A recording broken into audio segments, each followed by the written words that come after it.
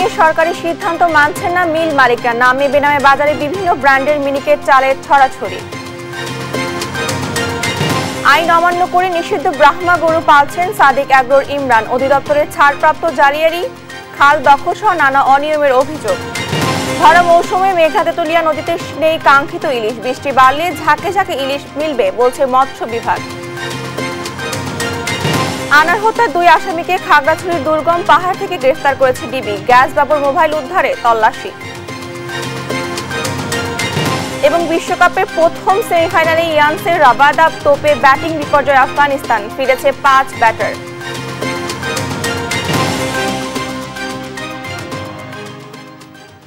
আমন্ত্রণ সংবাদ সকালে। দেখছিলেন সংবাদ শিরোনাম, সঙ্গে আছি আমি ডানা ইসলাম। এবারে বিস্তারিত।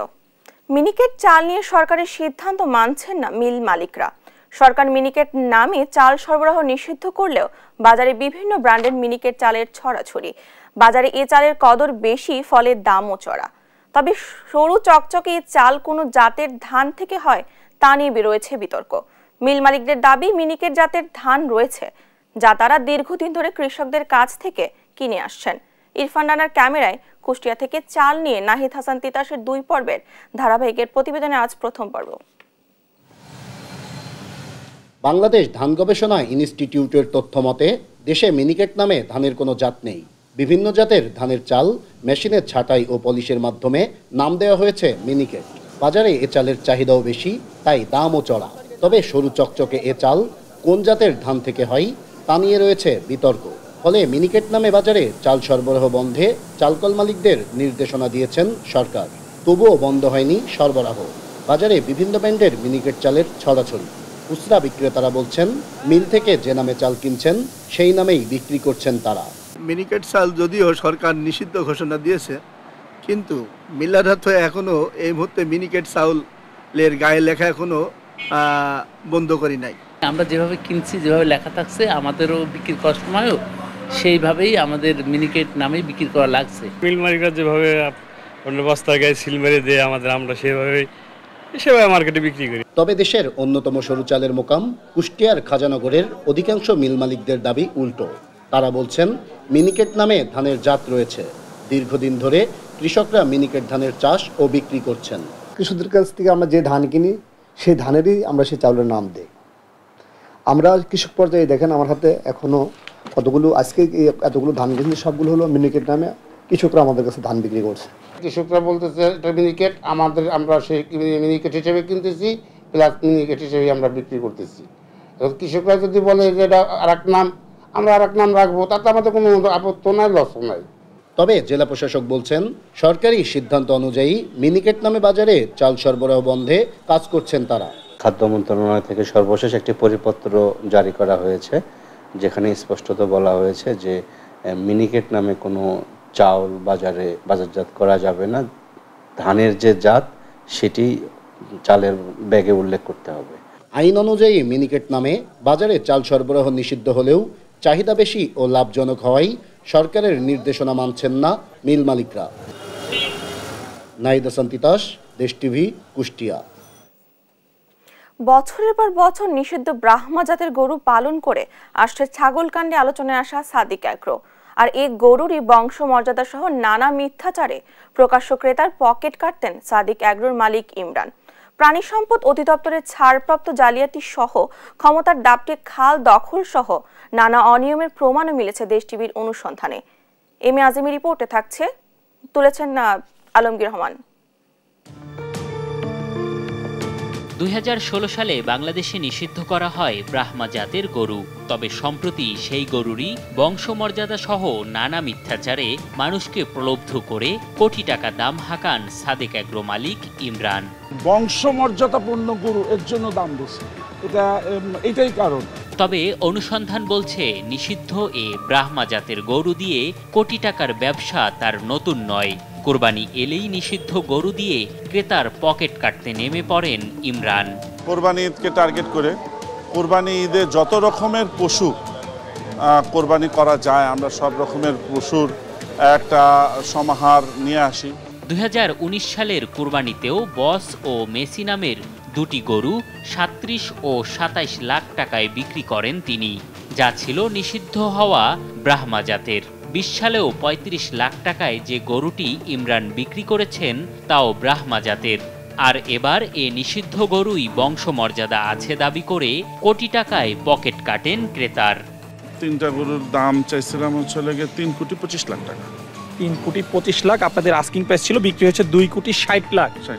আচ্ছা, এবং ক্রেতা একজনই? ক্রেতা একজনই। তবে ছাগলকাণ্ডে নিষিদ্ধ গরু পালন প্রকাশ্যে আসায় সাদেক এগ্রো থেকে হঠাৎ উধাও ব্রাহ্মা জাতের গরু। তবে গোপনে এগ্রো শ্রমিকের সাথে কথা বলে জানা যায় গরুগুলো রাতারাতি পাঠানো হয়েছে নবীনগরে। এখানে ব্রাহ্মা আনে না কখনো? নাই, সব নিয়ে গেছে। কোথায় এখন? নবীনগর 16 নম্বর।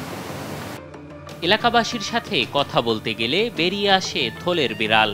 প্রভাব খাটিয়ে খালের জায়গা দখল করেই মোহাম্মদপুরে সাদেক এগ্রো গড়ে তুলেছেন ইমরান।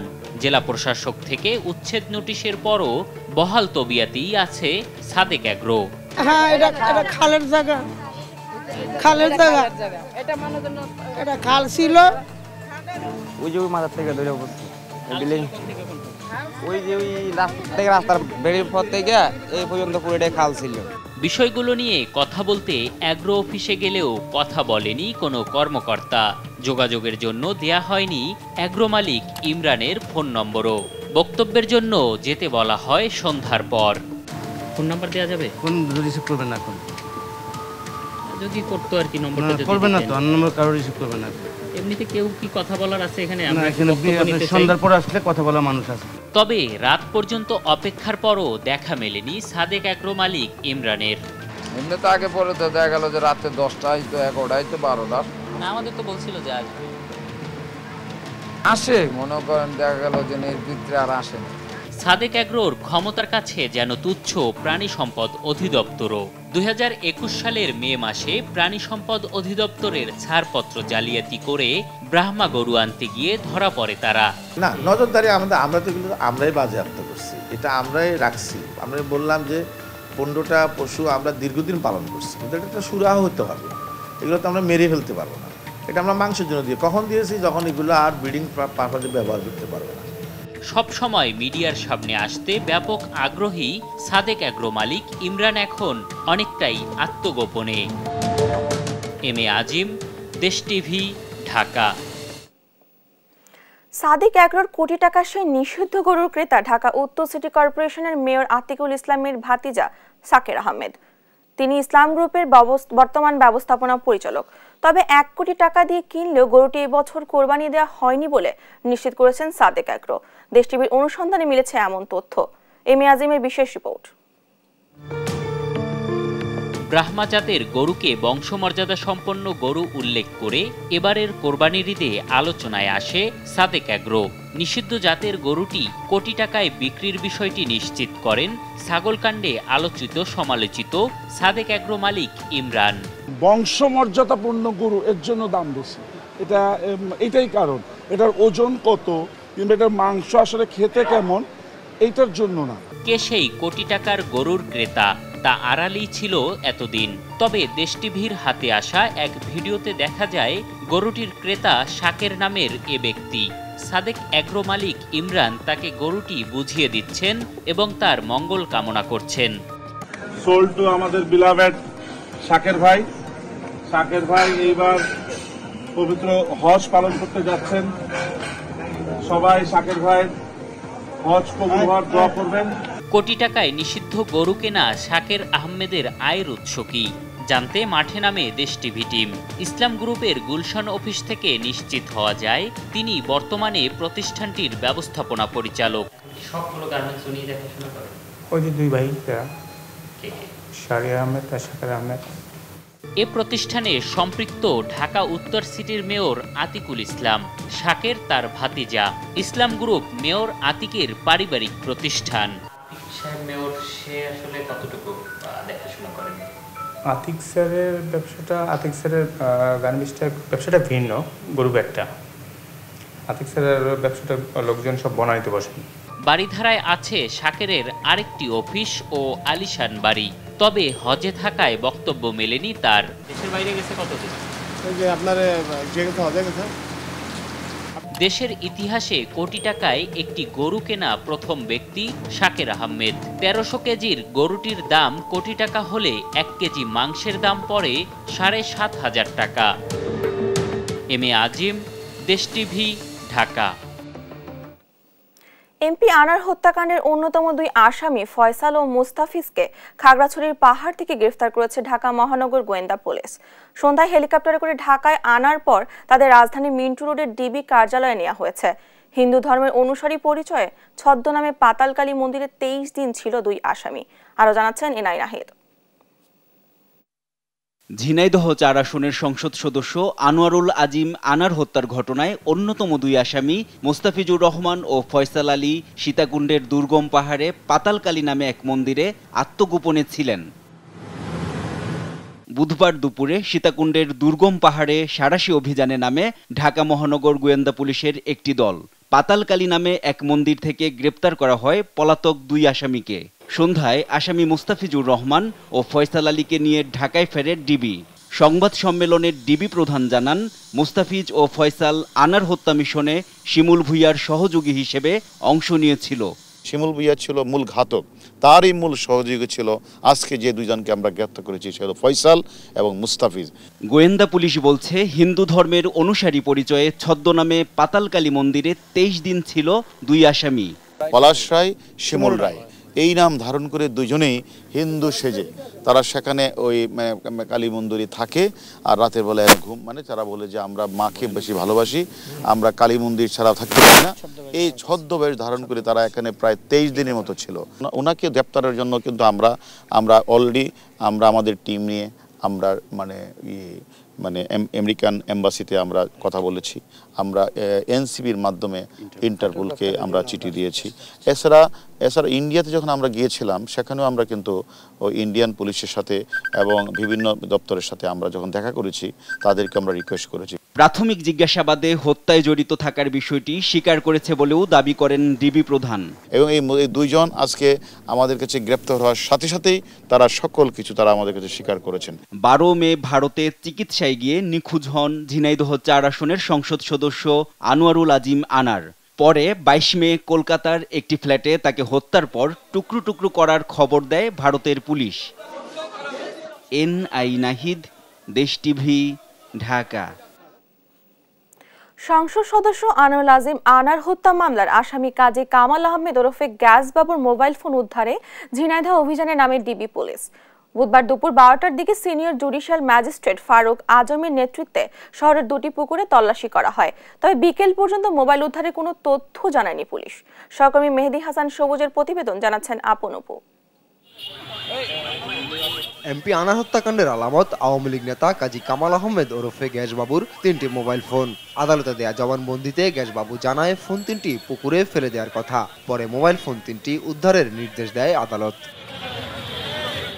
আদালতের নির্দেশ অনুযায়ী বুধবার গ্যাসবাবুকে সঙ্গে নিয়ে ফোন ৩টি উদ্ধারে ঝিনাইদহে আসেন ডিবির আভিযানিক দল। শহরের পায়রা চত্বর এলাকার পিপিলিকা মার্কেট ও স্টেডিয়ামের পিছনের দুটি পুকুরে ডুবুরি ও জেলেদের নিয়ে শুরু করে অভিযান। নেতৃত্ব দেন ঝিনাইদহের সিনিয়র জুডিশিয়াল ম্যাজিস্ট্রেট ফারুক আজম। সঙ্গে ছিলেন ডিবি প্রধান হারুন। যারা এই হত্যাকাণ্ডটি সংঘটিত করেছে তাদের মোটা দাগের সবাই বাংলাদেশি। এর মধ্যে ঘাতক দলের যে প্রধান ছিলেন আমানুল্লাহ ভুঁইয়া, তিনি সহ তার সাথে আরো 7 জন সহযোগী ছিলেন। কয়েক ঘন্টা অভিযানের পরও মোবাইল ফোন উদ্ধারের বিষয়ে কিছু জানানো হয়নি ডিবির পক্ষ থেকে। এদিকে অভিযানের খবরে ভিড় জমায় উৎসুক জনতা। স্থানীয়রা জানান, নিয়মিত পুকুরে মাছ ধরার জাল ফেলা হয়, তাদের কেউ হয়তো ফোন খুঁজে পেতে পারে। তারপর এখানে যারা জেলে সম্প্রদায় ছিল তাদেরকে নামানো হলো, তারা এখানে জাল টানলো এবং সেই জাল টেনে তারা কিছুই পায়নি, কিছু মাছ পেয়েছে, কিছু ময়লা আবর্জনা এগুলো পেয়েছে। সকাল থেকে দেখলাম যে পুকুরের চারপাশ পুলিশে ঘিরে রেখেছিল এবং পুলিশের প্রধান, স্থানীয় জেলেরা, স্থানীয় প্রশাসন এখানে জাল নামিয়ে। এর আগে মোবাইল ফোন উদ্ধার অভিযানের জন্য মঙ্গলবার ঢাকা থেকে গ্যাসবাবুকে ঝিনাইদহ কারাগারে আনা হয়। নিউজ ডেস্ক, দেশ টিভি। সংবাদ সকালে আরো থাকছে। পার্বত্য চট্টগ্রামে কমছে জুম চাষ, পাহাড়িরা ঝুঁকছেন ফল চাষে, জৈব উপযোগী বীজ উদ্ভাবনের পরামর্শ সংশ্লিষ্টদের।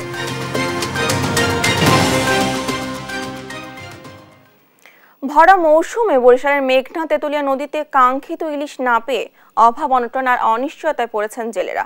ধার দেনা আর এনজিও থেকে ঋণ নিয়ে জাল নৌকা মেরামত করলেও সেই ঋণ পরিশোধ নিয়ে অনেকটাই বিপাকে তারা। তবে মৎস্য বিভাগ বলছে বৃষ্টিপাতের পরিমাণ বাড়লে ঝাঁকে ঝাঁকে ইলিশ পাবেন জেলেরা। ভোলা থেকে সহকর্মী ছোটন সাহার পাঠানো তথ্যচিত্রে টুম্পা হাফিজের ডেস্ক রিপোর্ট। নদীতে ইলিশ ধরার উপর নির্ভরশীল ভোলার 2 লাখের বেশি জেলে। মাছ শিকারে প্রতিদিন জাল এবং নৌকা ট্রলার নিয়ে নেমে পড়েন নদীতে। কিন্তু চলতি বছর ভরা মৌসুমেও সারাদিন জাল ফেলে প্রত্যাশা অনুযায়ী ইলিশ পাচ্ছেন না তারা। মাছ শিকারে গিয়ে যে খরচ হয় তার অর্ধেকও উঠছে না আহরিত ইলিশ বিক্রির টাকায়। এতে ধার দেনা আর ঋণ পরিশোধের চিন্তায় চরম হতাশ তারা। এমন দিনে ভরপুর মাছ পড়ে, কিন্তু এবার কোনো মাছের এখন আমদানি হয় না। আমরা খুব কষ্টতে আছি, দেনা ফেনা জড়িত। এখন মাছ না পড়লে আমরা দেনা ফেনা কিভাবে দিব? 5-7 হাজার 10 হাজার টাকার বাজার লইয়া যায়, নদীতে মাছ পাই 3,000-4 হাজার টাকা। তো আমরা যেই মাছ পাই, এই মাছ পাওয়াতে আমার সংসারে কোনো খরচ পড়ছে না। ইলিশ সংকটে জেলেদের পাশাপাশি আড়তদারদের চোখে মুখেও দুশ্চিন্তার ছাপ। বিগত একই সময়ের তুলনায় ইলিশের সরবরাহ ব্যাপক হারে কমেছে বলে জানান তারা। জুন জুলাইতে আমরা 24-25 জুড়ি মাছ ট্রাক করে আমরা এখান থেকে পাঠাইছি। এখন বর্তমানে 2 জুড়ি মাছই আমরা পাঠাইতে পারি না। এই সমস্যাগুলো হয়েছে নদীর নব্যতা এবং অনাবৃষ্টির কারণে। তবে মৎস্য কর্মকর্তারা বলছেন বৃষ্টিপাত বাড়লে ঝাঁকে ঝাঁকে ইলিশ পাবেন জেলেরা। গভীর সমুদ্রে বৃষ্টি হবে, সঞ্চারণশীল মেঘমালা সৃষ্টি হবে, পাশাপাশি ল্যান্ডেও বৃষ্টি হবে, পানির ধোয়া আসবে, মিষ্টি পানির লবণ পানি মিশ্রিত আকারে একটা মিষ্টি পানির আধার তৈরি হবে। মাছ তখন ঝাঁকে ঝাঁকে মাইগ্রেট করবে। এটা আসলে বিক্ষিপ্তভাবে মাছ আসার কোনো সুযোগ নেই। এবছর ইলিশ উৎপাদনে লক্ষ্যমাত্রা ধরা হয়েছে 1,80,000 মেট্রিক টন। নিউজ ডেস্ক, দেশ টিভি। দ্বিতীয় সেমিফাইনালের হাই ভোল্টেজ ম্যাচে রাতে মানবে 2 পরাশক্তি ভারত ও ইংল্যান্ড। 2 দলেরই আছেন টি-20 সব বিস্ফোরক খেলোয়াড়। সুপার 8-এ উঠতেই বিধ্বংসী হয়ে উঠেছে ভারতের অধিনায়ক রোহিতের ব্যাট। অন্যদিকে ইংলিশ বোলার আদিল রাশিদ আছেন দারুণ ছন্দে। আল মাহমুদ ফাহিমের রিপোর্টে থাকছে বিস্তারিত। আন্তর্জাতিক টি-20তে সবচেয়ে বেশি ছক্কা মারার যে রেকর্ড, সেটির মালিকানা তার কাছে ছিল আগে থেকেই। সোমবার অস্ট্রেলিয়ার বিপক্ষে 92 রানের ইনিংসে 8-6 হাঁকান রোহিত শর্মা। এই ইনিংসের মধ্য দিয়ে টি-20তে 200 ছক্কা মারার রেকর্ড গড়েন এ ভারতীয় ব্যাটার। মাঠে কতটা বিধ্বংসী রোহিত তার ব্যাটিং অ্যাপ্রোচে তা স্পষ্ট। এ টপ ব্যাটারকে বধে নিঃসন্দেহে বিশেষ ছক কষতে হবে ইংলিশদের। এবারের বিশ্বকাপে 6 ম্যাচ খেলে 38.20 গড়ে 191 রান করেছেন রোহিত। ইংলিশ বোলিং লাইনআপে অন্যতম গুরুত্বপূর্ণ বোলার আদিল। ইংলিশদের জয়ে বড় অবদান আছে আদিল রাশিদের। ক্যারিবীয়দের বিপক্ষে জয়ের পর রীতিমতো রাশিদের প্রশংসায় পঞ্চমুখ ইংলিশ অধিনায়ক বাটলার। আদিলের বৈচিত্র্যময় বোলিং এবং উইকেট নেওয়ার ক্ষমতা যে কোনো ব্যাটারদের জন্য হুমকি। একই সঙ্গে রান আটকে রাখতেও বেশ পারদর্শী এই ইংলিশ লেগ স্পিনার। লেগ স্পিনারকে প্রতিহতে ভারতীয় ব্যাটারদের দিতে হতে পারে অগ্নি পরীক্ষা। এবারের বিশ্বকাপে 7 ম্যাচ খেলে 9 উইকেট তুলে নিয়েছেন আদিল। সেমিফাইনালের বিগ ম্যাচে রোহিতের ব্যাটিং তাণ্ডব নাকি রাশিদের স্পিন বেল কি, সেই উত্তর জানতে চোখ রাখতে হবে ভারত ইংল্যান্ড ম্যাচে। আল মাহমুদ ফাহিম, স্পোর্টস ডেস্ক, দেশ টিভি। পুঁজিবাজারে তালিকাভুক্ত কোম্পানি সাভারে বেঙ্গল ফাইন সিরামিক্স দখলের অভিযোগ উঠেছে। ব্যাংক ঋণ ও নানা সমস্যায় জর্জরিত প্রতিষ্ঠানটি 2007 সালে বন্ধ হয়ে যায়, যা 2012 সালে বিক্রি হয় বিশ্বজিৎ রায়ের কাছে। 15 বছর পর 2023 সালে প্রতারণার আশ্রয় নিয়ে আবারও বিক্রি করে মূল উদ্যোক্তা রাশেদ মাকসুদ খান ও তার পরিবার। মালিকানা নিয়ে প্রতারণার আদালত 145 ধারা জারি করলেও গেল মাসে সন্ত্রাসী বাহিনী দিয়ে কারখানাটি দখলে নেয় আমিনুল হক শামীম ও তার মূল উদ্যোক্তারা। বিস্তারিত জানাচ্ছেন ফখরুল ইসলাম। পুঁজিবাজার অন্তর্ভুক্ত company Bengal fine ceramics Savar ভাগলপুরে প্রতিষ্ঠিত হয় 1983 সালে। মোটা অঙ্কের ব্যাংক ঋণ রেখে বেঙ্গল ফাইন সিরামিক্স কারখানাটি 2007 সালে বন্ধ করে দেয় মালিক রাশেদ মাকসুদ খান। কোম্পানিটির মূল উদ্যোক্তা রাশেদ মাকসুদ খান যৌথভাবে 30.15% শেয়ারের মালিক। আর্থিক সংকটে 2012 ও 2013 সালে বেঙ্গল ফাইন সিরামিক্স কারখানাটির স্পন্সর ও পরিচালক শেয়ার 30.15%-এর মধ্যে 24.29% শেয়ার সমঝোতা স্মারকের মাধ্যমে বিক্রি করেন বিশ্বজিৎ রায়ের কাছে। এরপর ডিএসসির নিয়ম ও রেকর্ড অনুযায়ী এজিএম এর মাধ্যমে বিশ্বজিৎ রায় ব্যবস্থাপনা পরিচালক ও তার স্ত্রী শিল্পী রানী রায় পরিচালক হন। কারখানাটি 2019 সালে মালিক বিশ্বজিৎ রায় উৎপাদনে নিয়ে আসেন। উৎপাদনে ফেরালেও মূল উদ্যোক্তার 1993 সালে নেয়া কোম্পানিটির নামে ব্যাংক লোন ও জমি সংক্রান্ত জটিলতা তৈরি করে রাখেন। এদিকে 2016 সালে চুক্তি ভঙ্গের অভিযোগ তুলে মূল উদ্যোক্তা রাশেদ মাকসুদ খান মালিকানা দাবি করে আদালতে মামলা করলে সেখানে বিশ্বজিৎ রায়কে উচ্চ আদালত নির্দেশনা দিয়ে কারখানা পরিচালনার অনুমতি দেয়। এছাড়া আইসিবির 42% শেয়ার হস্তান্তরের উপরও ইনজাংশন দেয় আদালত। পরে মূল উদ্যোক্তা জালিয়াতি করে 2023 সালে কোম্পানির 23.27% পরিচালক ও স্পন্সর শেয়ার বিক্রি করেন আমিনুল হক শামীম ও তার পরিবারের কাছে। নথি অনুযায়ী বিশ্বজিৎ রায়ের পরিবারের মালিকানা থাকলেও বিএসইসি অজানা কারণে আমিনুল হক শামীম ও তার পরিবারের নামে 23.27% শেয়ার হস্তান্তরের অনুমতি দেয়। পরে জালিয়াতি করে বিক্রি করা 23.27% শেয়ার বিএসইসির হস্তান্তরের আদেশের উপর স্থগিতাদেশ দেয় উচ্চ আদালত। পরে কারখানাটি দখলের কয়েক দফা চেষ্টা করে আমিনুল হক শামীম ও তার পরিবার। অপ্রীতিকর ঘটনা রোধে আদালত কারখানাটির উপর 145 ধারাও জারি করেন, কিন্তু তা অমান্য করে গত 26 মে কয়েকশো ভাড়াটে সন্ত্রাসী দিয়ে আমিনুল হক শামীম ও তার পরিবার জোরপূর্বক বেঙ্গল ফাইন সিরামিক্স কারখানায় ঢুকে কর্মীদের মারধর করে দখল করে নেন। 145 জারি করে, তা সত্ত্বেও দিনে দুপুরে প্রকাশ্যে ফ্যাক্টরি দখল হয়ে যায়। সব লোক ঢুকাই দিচ্ছে, 2-250 জন অস্ত্র, দেশীয় অস্ত্র সহ। আদালতের সব নির্দেশ অমান্য করে দিনে দুপুরে এমন অবৈধভাবে বেঙ্গল ফাইন সিরামিক্স কারখানা দখল করে নেয় হুমকির মুখে পড়েছে কারখানাটির বাণিজ্যিক কার্যক্রম।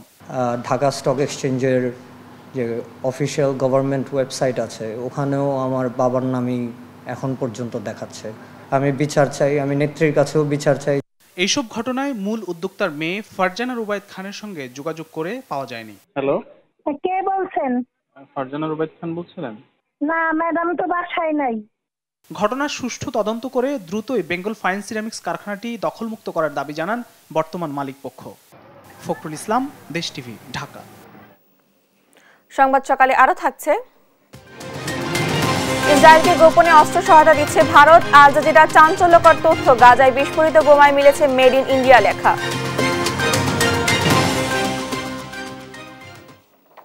রাজধানীতে ভোরে ডিমের আড়তে ভোক্তা অধিকারের অভিযান।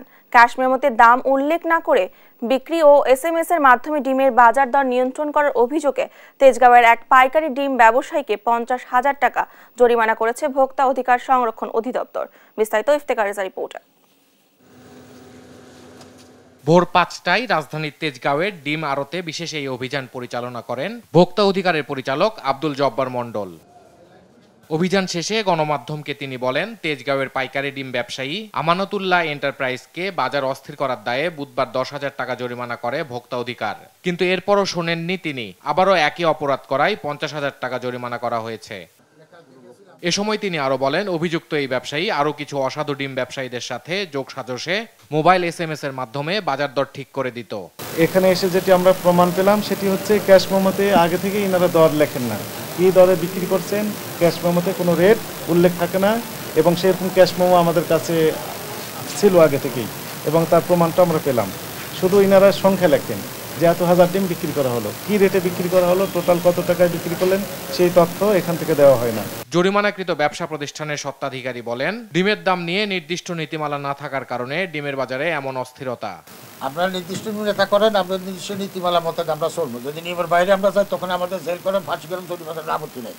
কোনো নীতিমালা ছাড়াই ফুট করি আয়া এ অন্যায় দেখায় জরিমানা করে দেবেন, এটা সরাসরি অন্যায়, এটা বিচারণা করবে। এ সময় ডিমের বাজার স্বাভাবিক করতে অভিযান অব্যাহত থাকবে বলেও জানান সংস্থাটির পরিচালক।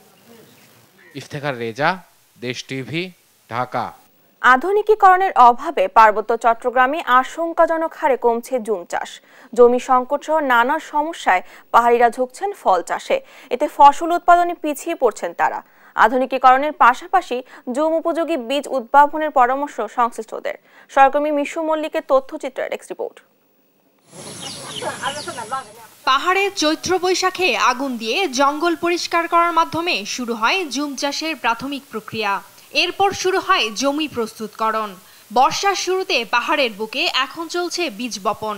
ঢালু জমিতে দা দিয়ে গর্ত করে সেখানে ফেলা হচ্ছে ধান, হলুদ, ভুট্টা সহ বিভিন্ন ফসলের বীজ। এ সময় পাহাড়ের কোল জুড়ে দেখা মিলবে এসব ফসলের। তবে জমি সংকট সহ নানা সমস্যায় অনেক জুম চাষিরা এ চাষ ছেড়ে ঝুঁকছেন ফল চাষে। উর্বরতার জন্য সাধারণত 3 থেকে 5 বছর অন্তর অন্তর জঙ্গল পরিষ্কার করে করছেন জুম চাষ।